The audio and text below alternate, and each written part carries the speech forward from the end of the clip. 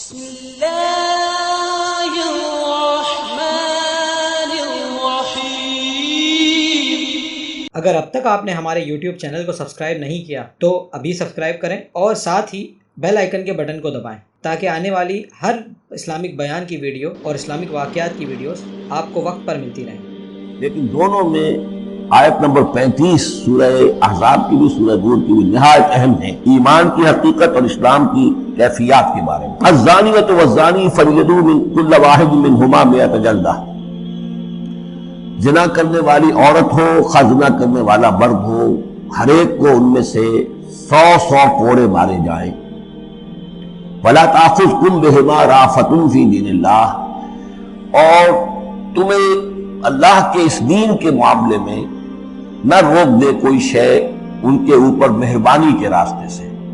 نہ تمہیں روک لے پکڑ لے، لا تأخذکم بہما، ان کے ساتھ نرمی اور ان کے ساتھ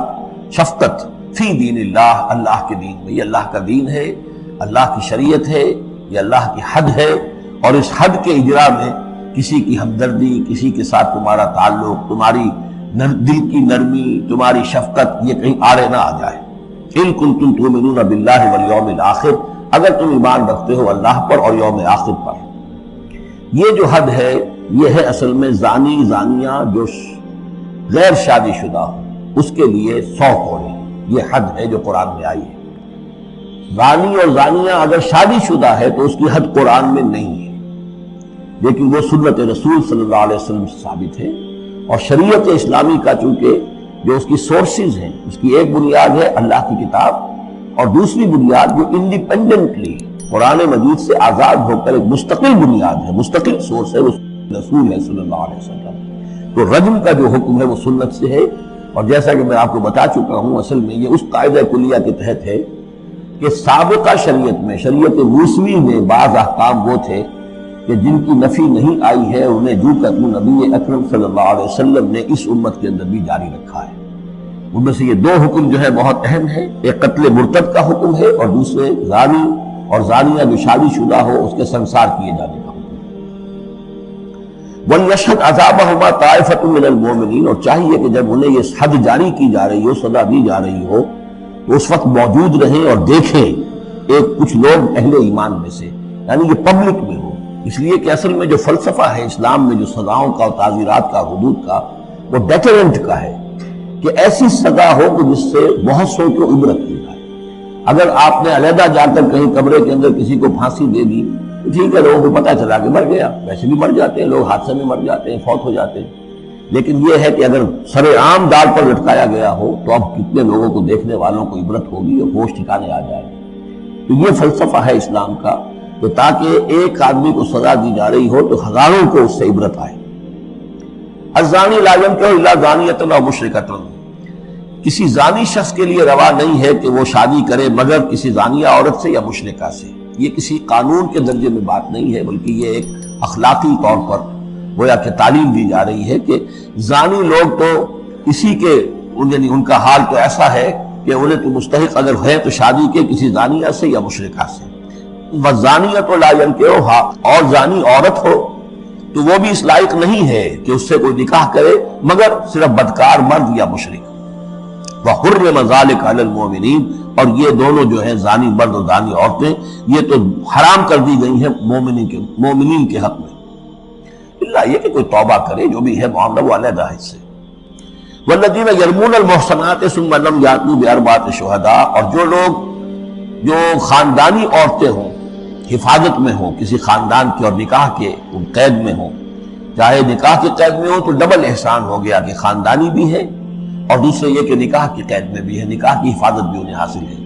نہیں تو یہ کہ اگر غیر شادی شدہ ہے لیکن کسی شریف خاندان سے ہے، آزاد خاندان سے ہے، اگر ان کی عورتوں میں کوئی شخص جو ہے ان پر